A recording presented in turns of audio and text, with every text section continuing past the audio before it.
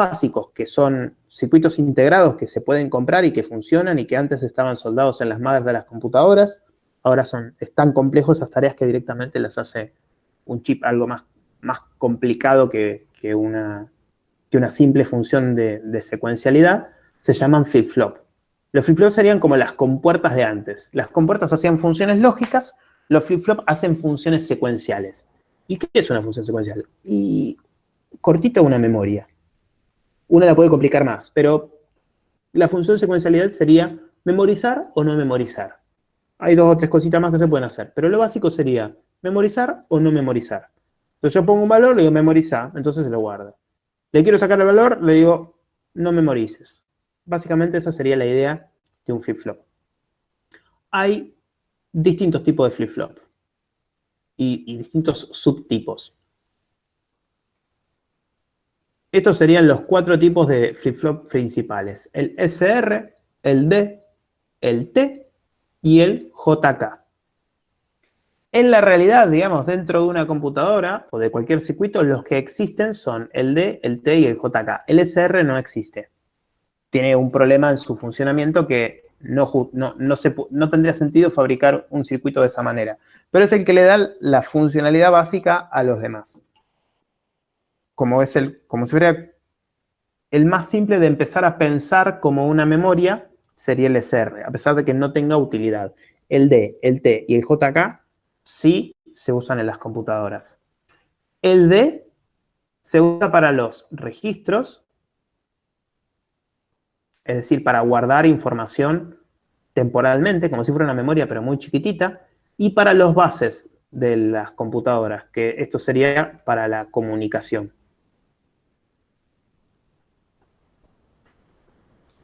Los flip-flop T se usan más que nada para los contadores, para los que dan esa funcionalidad de secuencialidad controlada, y los JK, digamos que se pueden usar para todo, son lo más versátil. Eso es porque incluyen las funciones del T y el D. O sea, un flip-flop JK puede funcionar como si fuera un D, como si fuera un T, o como si fuera un SR, pero que funciona de verdad. O sea que el JK sería el que incluye las funcionalidades de los anteriores flip-flop. El T tendría un uso particular para contadores y el D para registros, o sea, guardar poquititos bits. O para los bases de comunicación, ese bus de direcciones, ese bus de datos que les mencioné inicialmente en la clase de hoy, estaría conformado por flip-flops del tipo D. Bien, esto como una presentación de los flip-flop, súper básica. Un flip-flop tiene como 2 grandes variedades de flip-flop. Es decir, cualquier flip-flop SR, D, T o JK podría venir en 2 variantes, o podría existir en 2 variantes. Ya voy a checar. El flip-flop D sería como la memoria caché. No, una memoria caché es como una memoria RAM, solo que es más rápida. No la veo por qué con flip-flop D. No. Bueno, la memoria caché es como una memoria RAM, pero tiene una física, está hecho con una tecnología que permite funcionar muchísimo más rápido que una memoria RAM.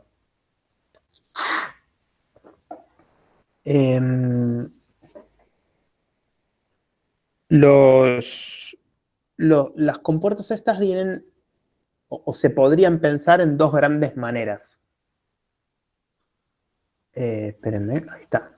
Las sincrónicas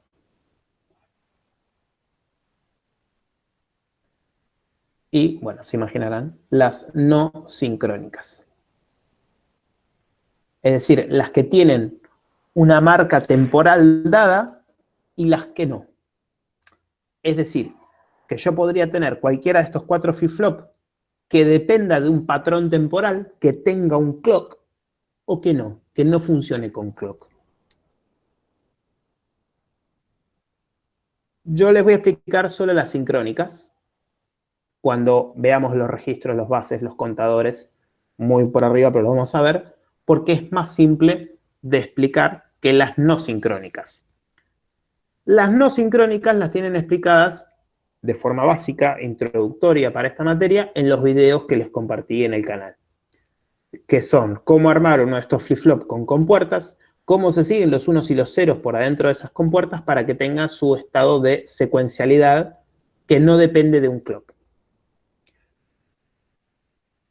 En las computadoras, los que usamos son siempre sincrónicos, siempre dependen de un clock. Vamos a ver cómo usamos, cómo son estos flip-flop, cómo son su tabla de verdad. Yo en la clase de hoy, en vivo, no me voy a meter con las compuertas que están adentro de los flip-flop. En los videos tienen explicados cómo es el SR en detalle, pero no están los demás flip-flop. La explicación de los demás flip-flop se las voy a hacer acá, ¿sí? Vamos a ver las variantes sincrónicas de los flip-flop. Existen variantes no sincrónicas. Vamos a empezar por el SR y después vamos viendo los demás. Creo que tengo por acá. Está el dibujito.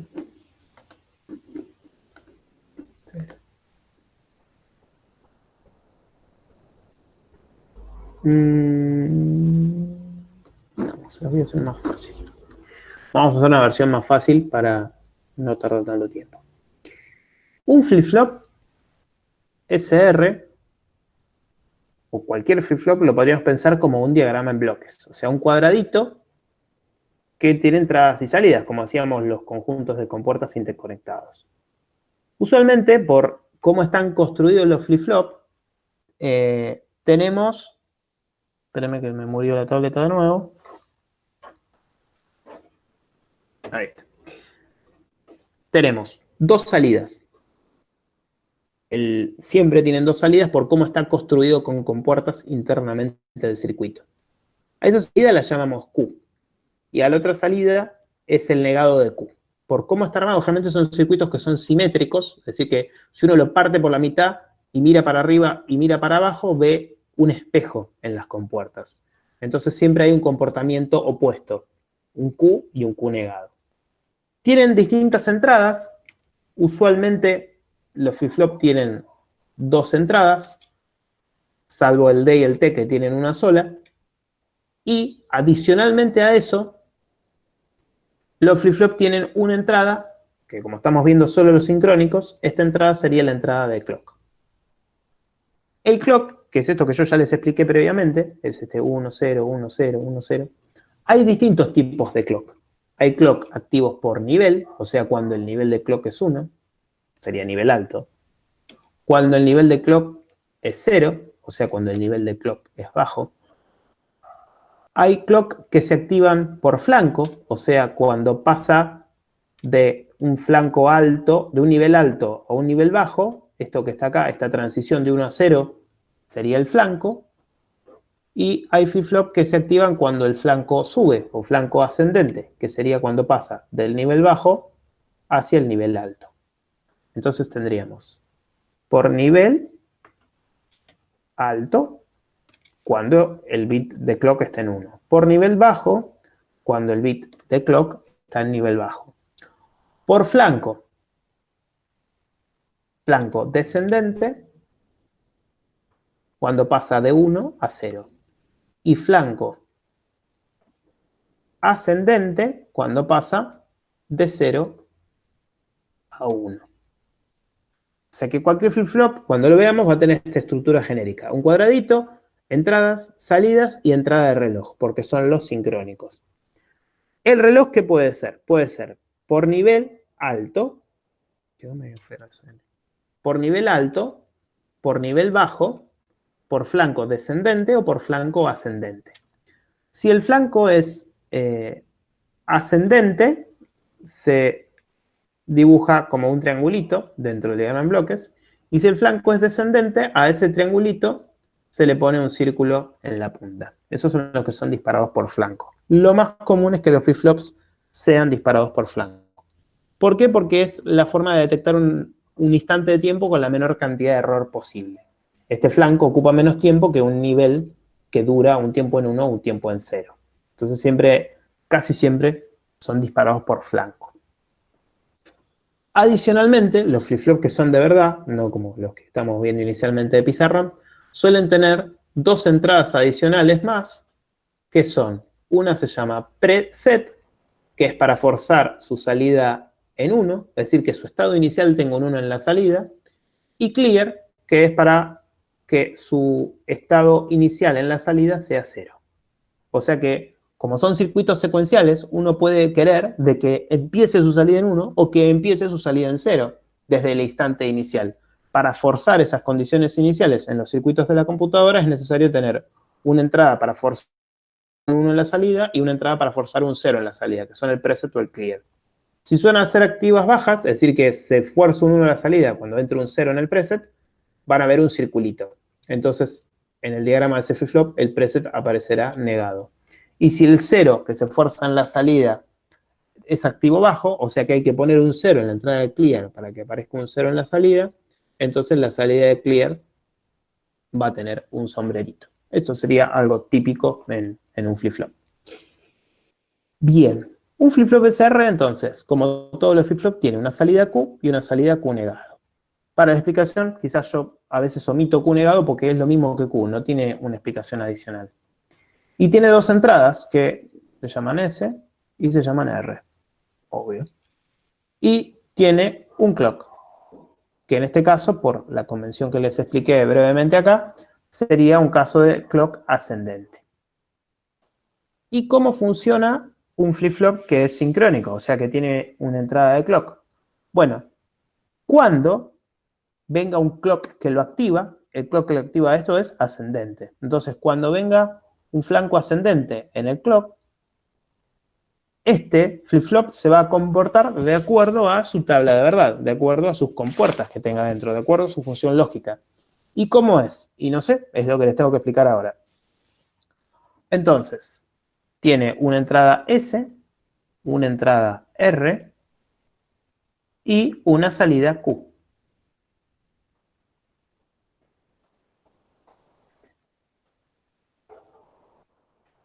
Obviamente, si tiene dos entradas S y R, va a tener 4 combinaciones posibles. 0, 0, 0, 1, 1, 0 y 1, 1. Y ahora tengo que representar la salida Q. Ahora, ¿qué pasa? Yo les dije que estos circuitos secuenciales dependían del estado actual de la salida. Entonces yo tendría que representar la salida actual y la salida futura. O la salida del pasado y la salida presente. Entonces, para simplificar eso, yo primero se los voy a explicar de la forma más breve y cortita posible, y si no me entienden, se los voy a explicar con mayor detalle.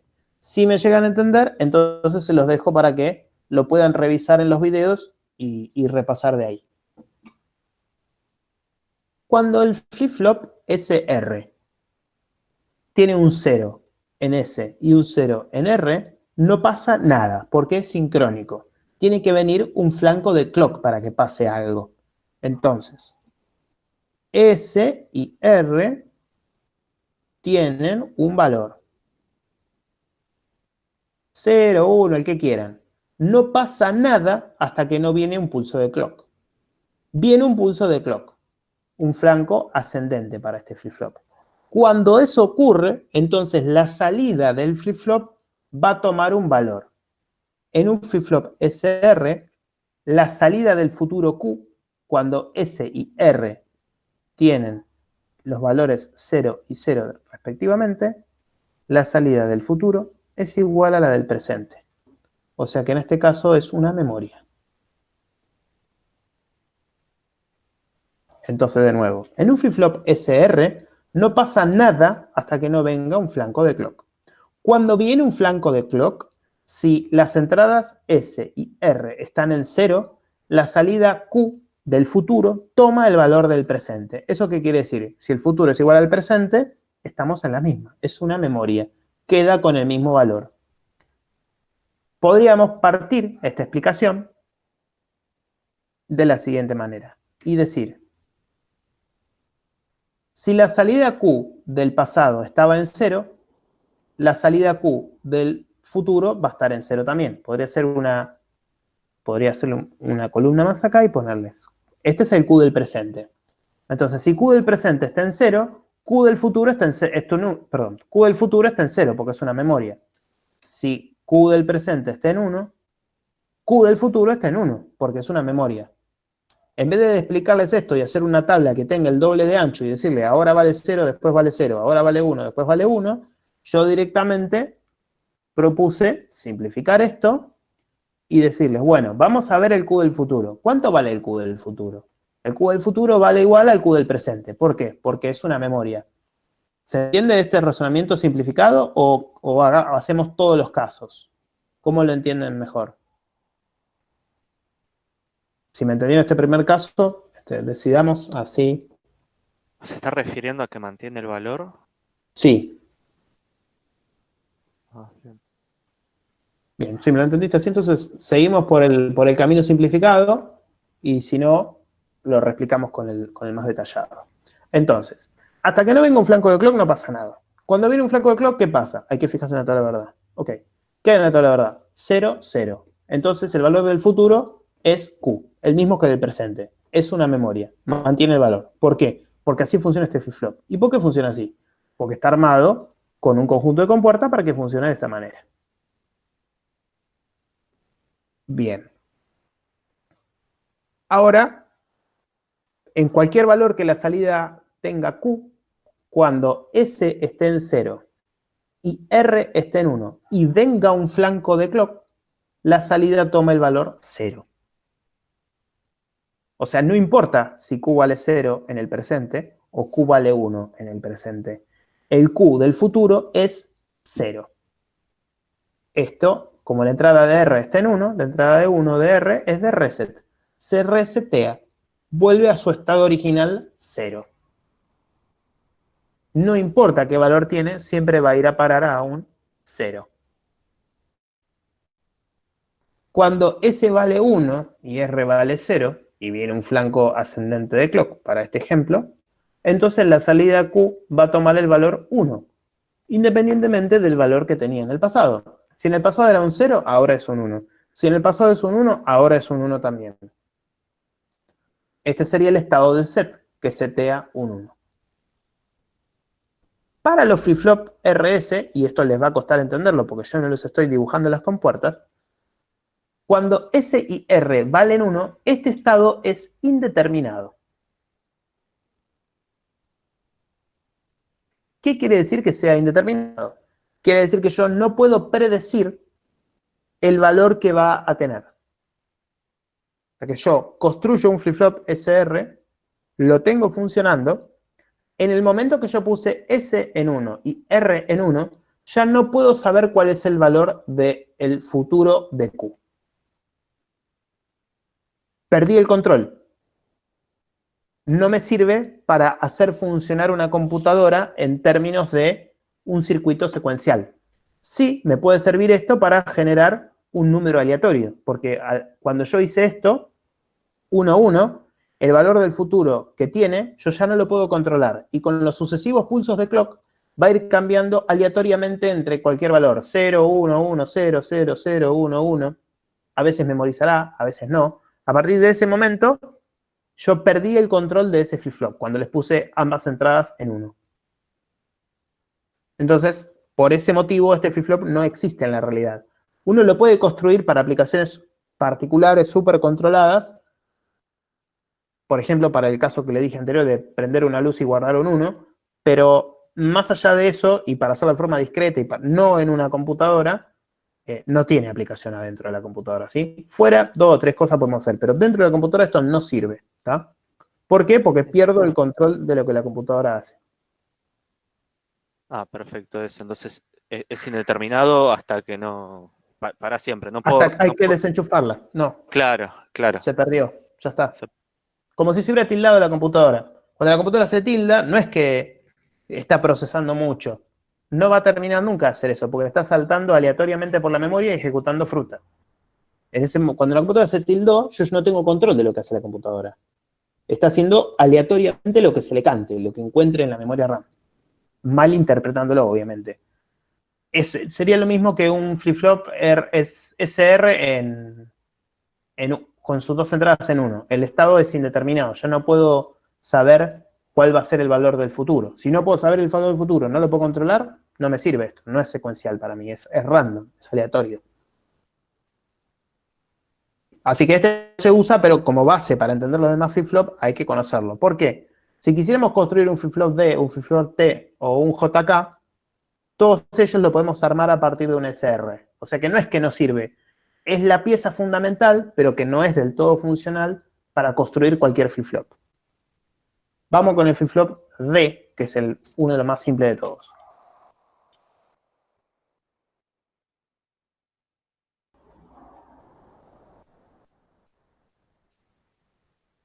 El flip-flop D tiene una entrada que se llama D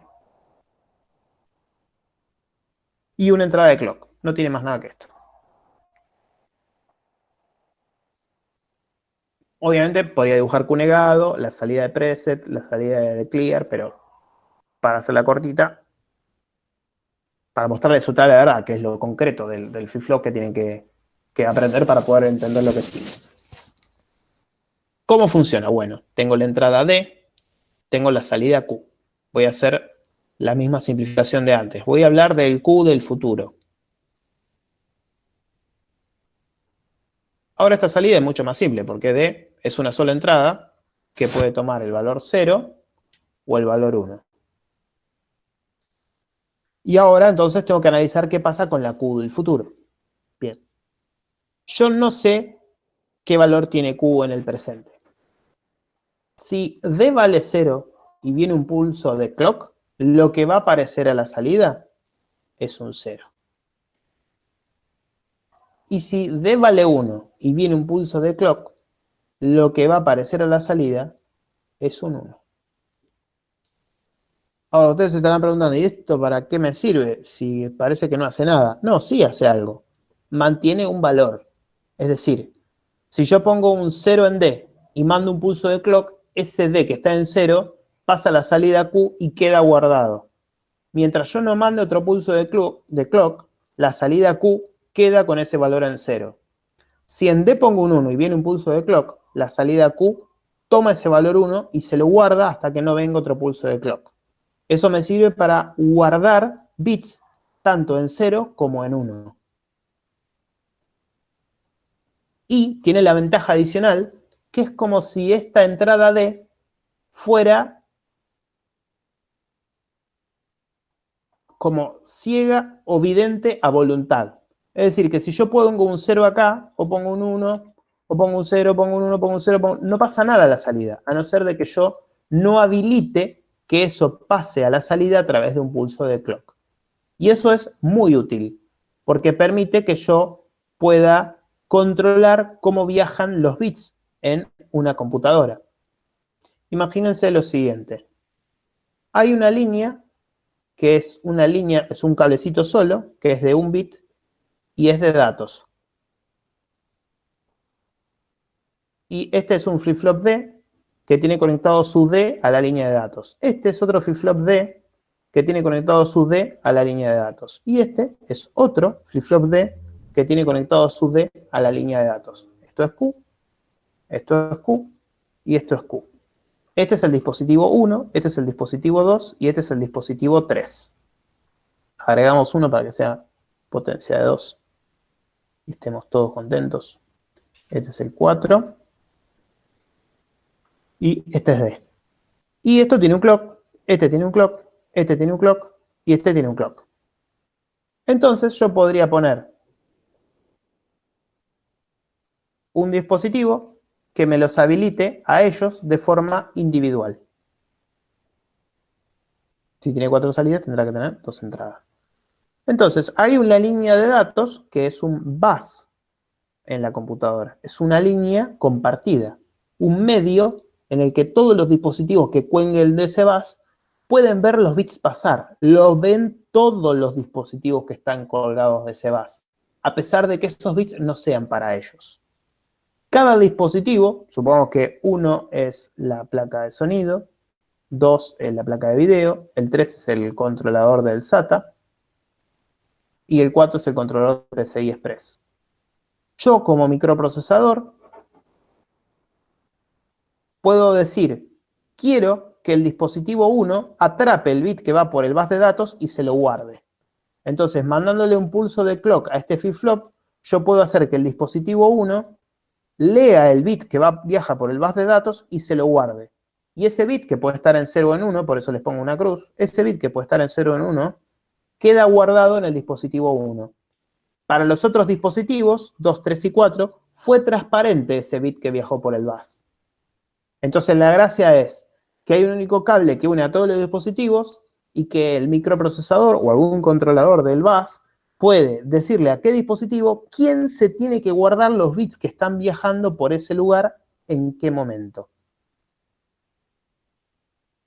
Podríamos pensarlo como una especie de cinta transportadora, donde hay personas al costado y que alguien le avisa a las personas cuando ella tiene que agarrar algo de esa cinta transportadora y llevárselo.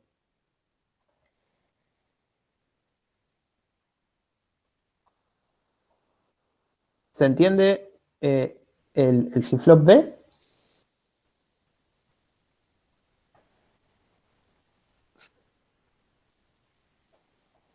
Pregunta, profe. Sí. ¿El bus de dónde está mandando el bit? ¿O eso todavía no nos incumbe?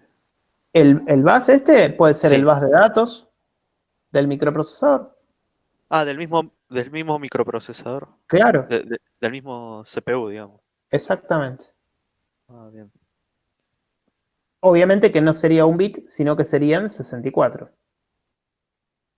Y cada dispositivo, en vez de tener un flip-flop, tiene que tener 64 flip-flop colgados de ese bus de datos. Entonces, cuando el microprocesador le dice, ese dato es para vos, el dispositivo se chupa los 64 bits y se los guarda adentro de sus 64 flip-flop.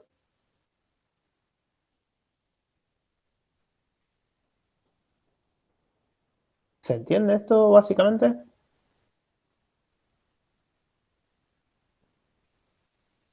Después vamos a ver cómo se arman los registros con los flip-flop.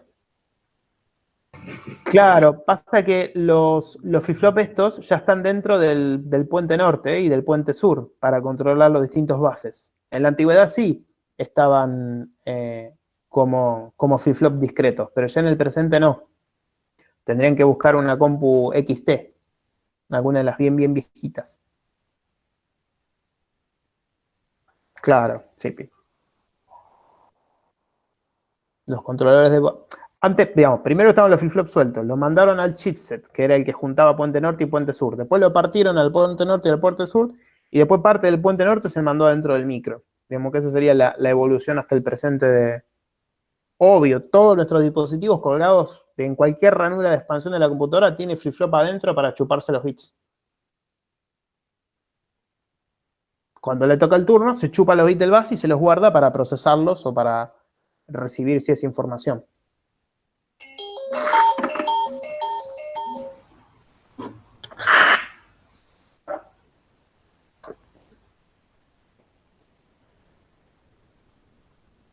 Bien, este es el flip-flop D.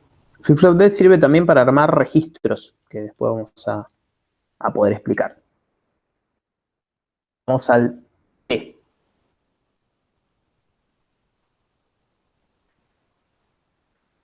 Una entrada T, una entrada de clock, una salida Q.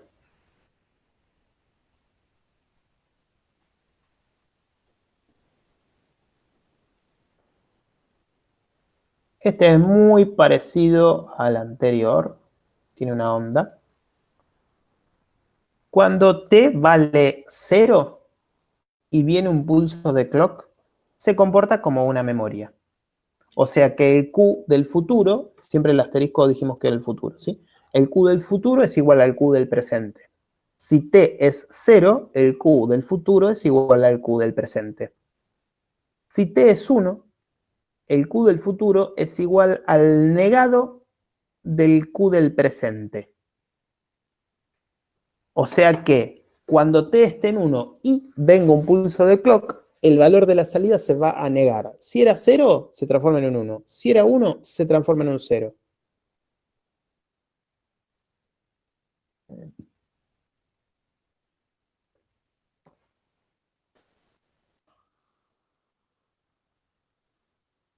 Los flip-flop T son los que sirven para hacer contadores en particular, son bastante simples para hacer contadores. Y, por ejemplo, el microprocesador tiene que ir ejecutando secuencialmente direcciones de memoria RAM. Uno podría armar un contador y ese contador me va contando cuál es la próxima dirección que yo tengo que acceder. Después de que veamos todos los flip-flop, les voy a empezar a hacer circuitos más complicados con flip-flop para que entiendan cómo se usan. Por ahora les presento su diagrama en bloques, cuáles son sus entradas, sus salidas, y cada vez que recibe un pulso de clock, qué es lo que hace. En este caso, el 0 de t hace que sea una memoria y el 1 de t hace que niegue el estado que está guardando. Parece en principio como que es una aplicación que no tendría mucho sentido, pero es realmente muy útil. Y vamos al JK, que es como la unión de todos.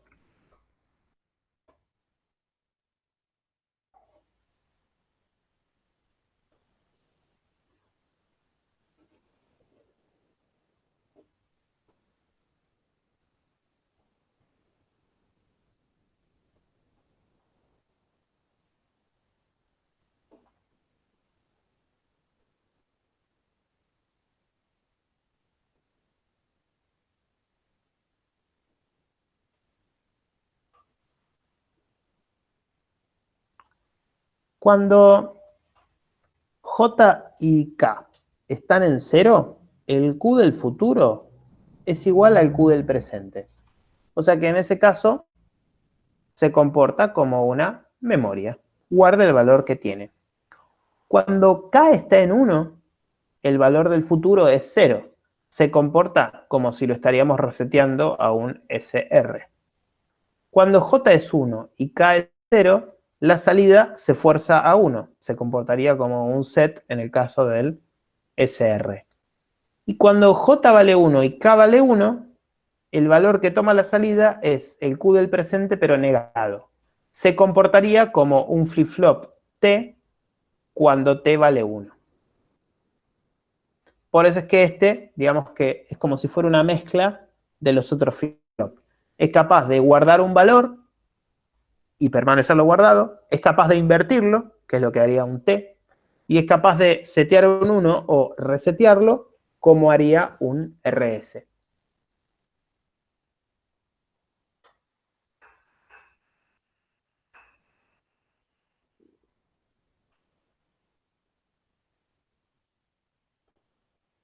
Su diagrama en bloques sería un cuadradito que le entra J, le entra K y tiene su clock.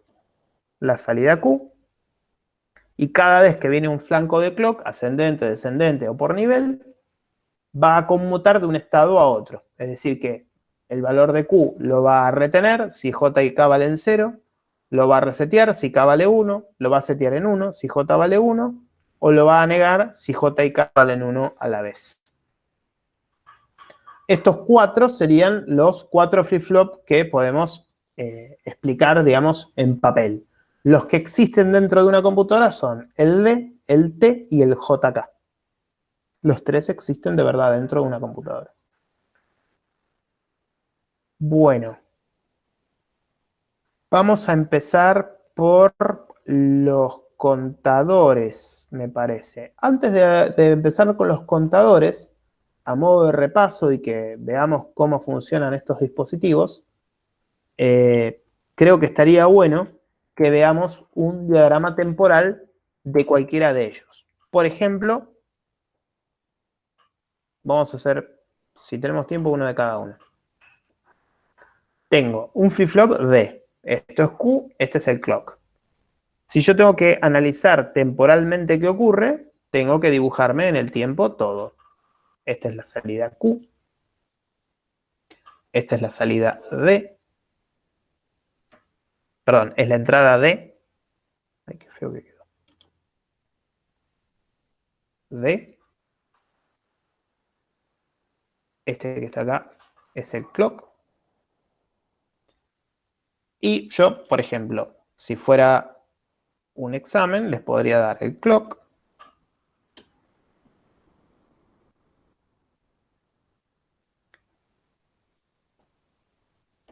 Y le podría decir, por ejemplo, si el DNI es par que utilicen el flanco ascendente, y si el DNI es impar, que utilicen el flanco descendente. Entonces, obviamente, va a cambiar el diagrama que tengan que hacer. Yo acá les propuse explicar el flanco ascendente porque es el dibujito que hice acá. Yo le digo, dibuje el diagrama de bloques de un flip-flop D con flanco descendente, si su número es impar. Entonces tendrán que ponerle el circulito e interpretar este diagrama con los flancos descendentes. Acá vamos a hacer el flanco ascendente. Entonces yo le voy a tener que dar bola cuando la señal de clock pasa de 0 a 1. Acá pasa de 0 a 1, de 0 a 1, de 0 a 1. Porque estoy haciendo la versión par, supongamos, que es cuando el flanco sube. Si hiciera la versión impar, vamos a hacerla en azul, la versión impar sería con el flanco que baja.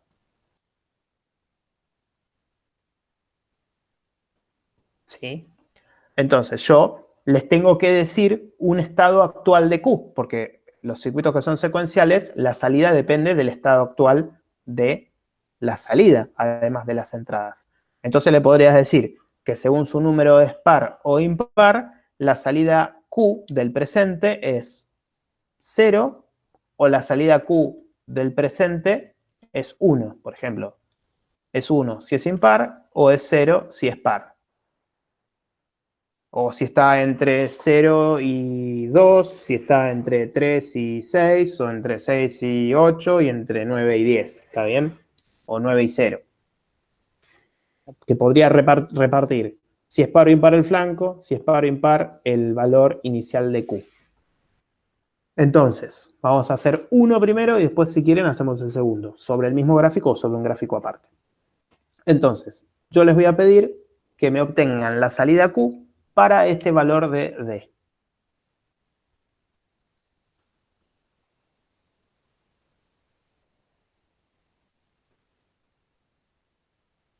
Ahí. Entonces, este D está graficado en una hoja. Según su DNI es par, impar, está entre un rango de números entre 0 y 9. Les va a tocar que pueda ser par o impar. Entonces van a tener Q en 1 o Q en 0, o el clock ascendente o el clock descendente. Yo les dije que primero iba a ser el caso par. Entonces, el Q inicial está en 0. Y el flanco que yo le voy a dar bola es el flanco ascendente, cuando sube la línea del clock. Entonces, yo me tengo que acordar cómo funciona el flip-flop. Tengo que tener una tabla de verdad a mano. Todos en el examen se me van a copiar, así que yo se las voy a hacer acá. Tengo el examen D, el Q del futuro. D es 0, el Q del futuro es el Q del presente, perdón. Es 0, D es 1, la salida es 1. Esto es del futuro. Entonces, cuando viene un flanco de clock, si D vale 0, la salida vale 0. Cuando viene un flanco de clock, si D vale 1, la salida vale 1. O sea que me deja pasar el bit. Ahora voy a seguir con la interpretación de este gráfico para el caso primero de que sea par. ¿Hasta acá estamos todos juntos antes de empezar a hacer el ejercicio?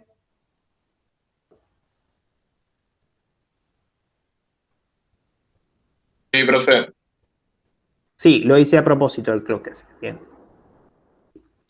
Entonces, yo vengo hasta el primer instante donde hay un pulso de clock que sea del flanco que me lo activa. Esto es flanco ascendente, porque mi número de DNI es par, pongámosle.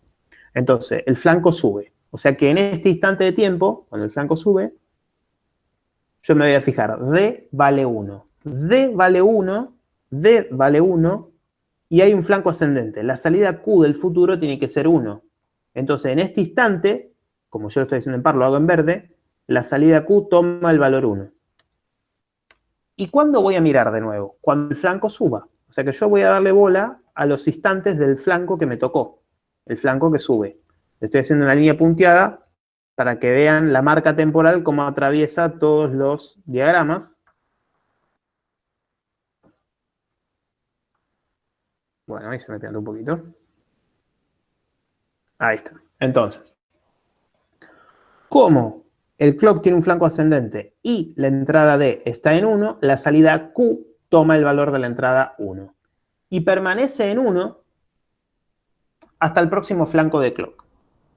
En el próximo flanco de clock ascendente, que es este que está acá, la salida D vale 1. Entonces sigue valiendo 1 hasta el próximo flanco de clock.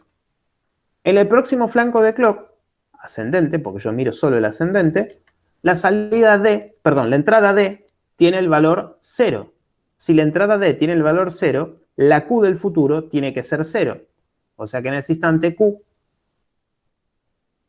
se me hace 0. Y permanece 0 hasta el próximo flanco de clock. En el próximo flanco de clock que sube, la entrada D está en 1. Entonces Q tiene que ser 1. Y va a seguir siendo 1 hasta el próximo flanco de clock. En el próximo flanco de clock, D vale 1. Entonces sigue en 1. Hasta el próximo flanco de clock. En el próximo flanco de clock, la entrada D vale 0. Entonces Q toma el valor de la entrada, 0. Y permanece en 0 hasta el próximo flanco de clock. El próximo flanco de clock, D está en 1. Entonces la salida Q toma el valor 1 y continúa en 1 hasta el próximo flanco de clock.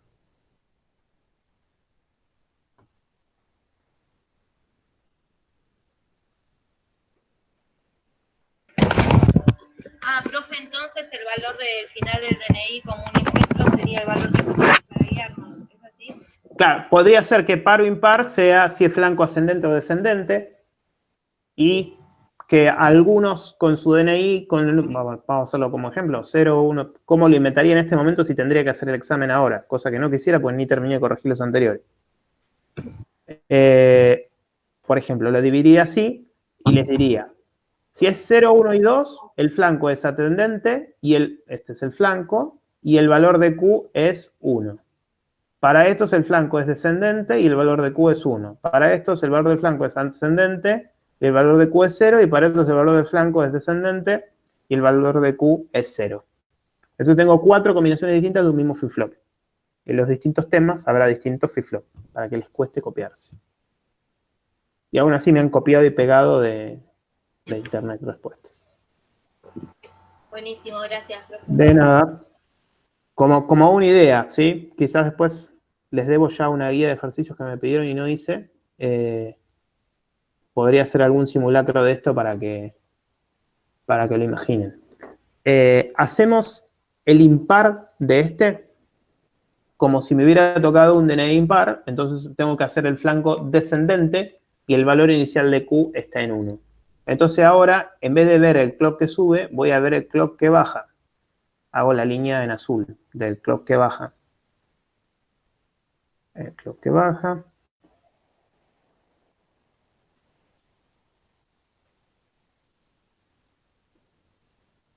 Debería haberlo hecho antes en verde. Bueno. Entonces, clock que baja D en 1, sigue en 1. Clock que baja D en 0, toma el valor 0. Clock que baja está en 0, sigue en 0. Clock que baja está en 1, toma el valor de 1. Clock que baja D está en 0, toma el valor de 0. Clock que baja D está en 1, toma el valor de 1.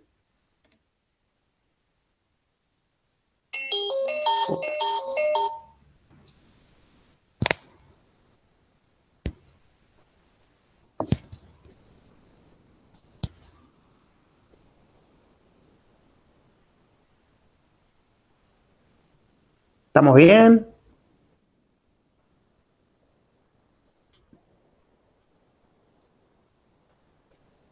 Yo tengo una pregunta. Dale. Lo que no me queda claro es, por ejemplo, la entrada D está en 1, ¿no? Cuando es par. Apenas arrancás. No, esto está en negro para todos los temas, es un invento mío. Claro. Para que parten el ejercicio desde acá. Vos, Bien. como es impar, estás en 1. En Q. Y mirás los flancos que bajan del clock. Lo que no entiendo es ese desfasaje entre D y Q. Entre D y Q. Suponete, ves ahí, por ejemplo. O sea, vos bajaste ahí, pero el valor de D ya había cambiado antes. Eso es lo que no me queda claro. Claro. Sí. La salida cambia, perdón, la salida puede cambiar cuando haya un flanco de clock. Si en ese flanco de clock la entrada D no tomó un valor que haga cambiar a la salida, el valor va a seguir estando el mismo.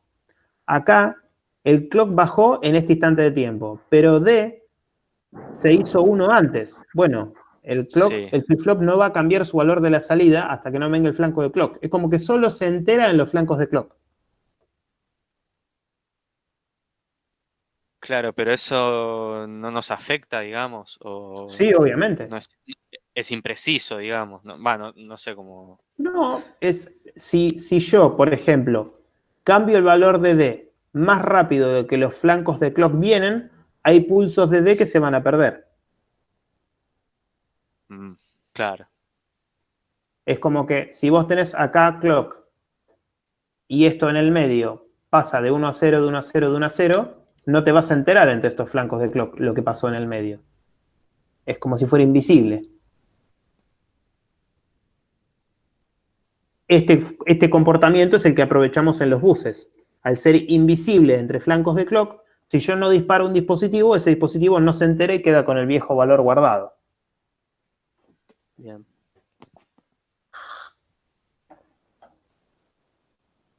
Bueno, hicimos uno de D. Eso sería como un error que se produce. Claro, si quisieras guardarlo o detectarlo, los estarías perdiendo. En el flip-flop D, ese comportamiento lo aprovechamos para que los dispositivos solo lean los datos que hay en el bus cuando le corresponda, y no siempre. Está bien.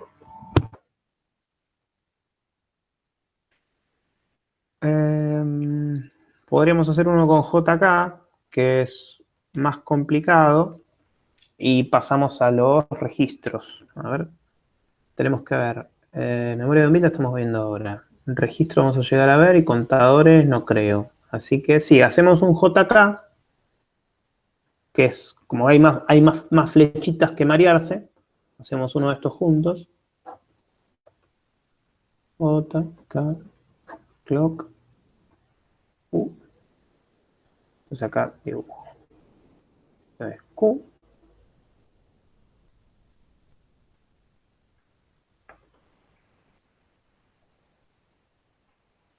J.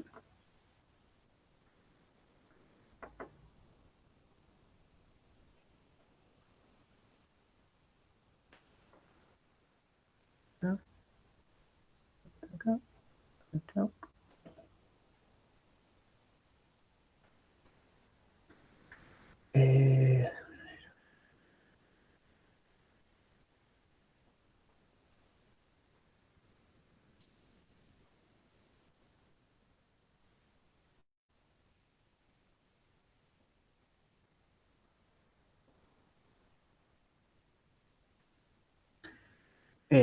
Vamos a hacerlo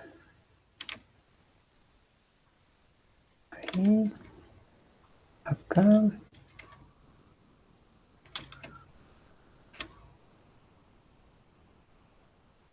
Y me falta 1, 1, 1, 0, 0, 0. Vaya.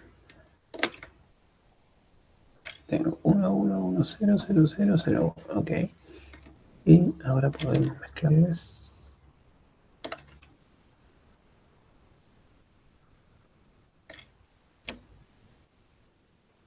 Ahí. Vamos a hacer este por clock ascendente, que es el mismo que dibujé acá. Así que clock ascendente lo hago en azul, no, lo hago en negro.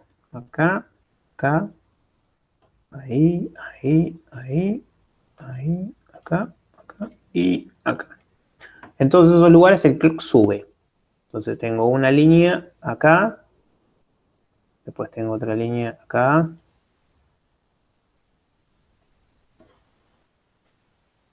acá.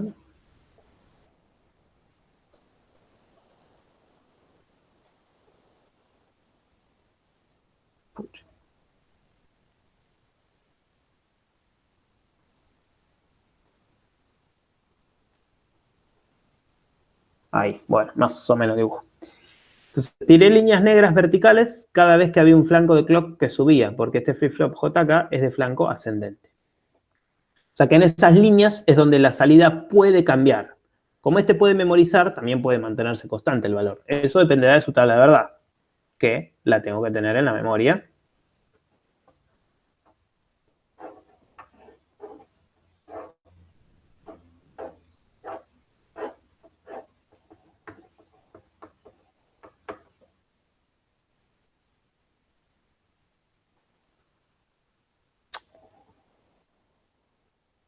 Q negado. Entonces sería, cuando es 0, 0, se comporta como una memoria. Cuando K es 1, es el reset. Cuando J es 1, es el set.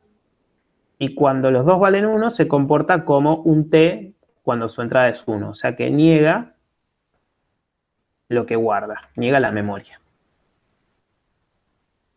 ¿En qué empezamos, Q? ¿En 0 o en 1? Elijan ustedes random. En 0. En 0, el primero ganó. Listo, en 0. Entonces, la entrada del pasado Q es 0. En este instante de tiempo, en esta línea vertical, se divide el pasado del presente o el presente del futuro. Si en el presente Q vale 0, J vale 1 y K vale 1, ¿cuánto vale Q del futuro?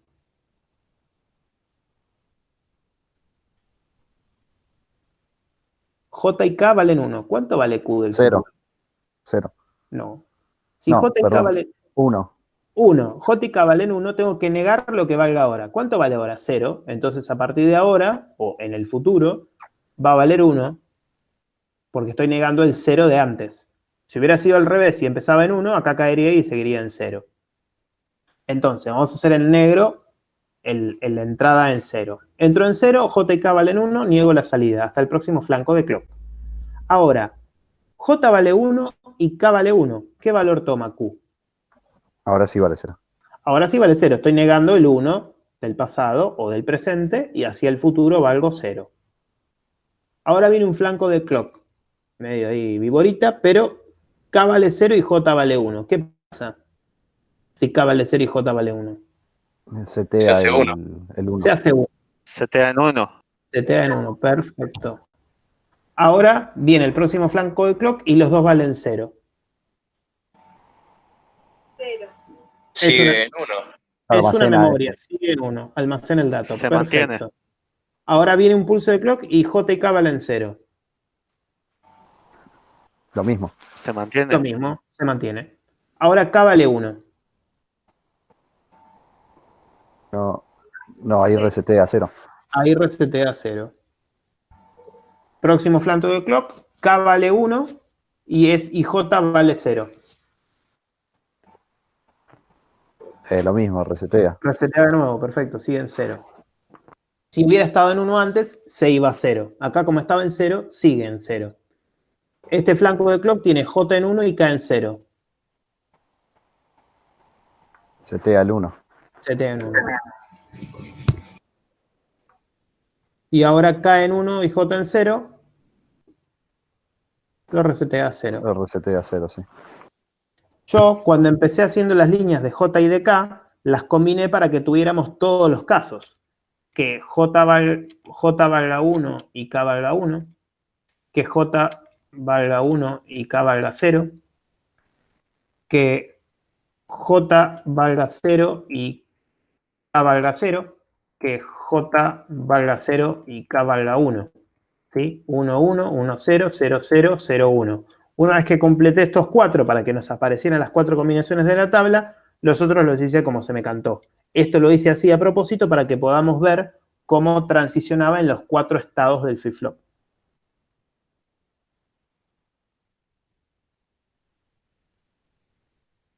¿Me siguieron este razonamiento? Sí, sí. Bien. Bueno.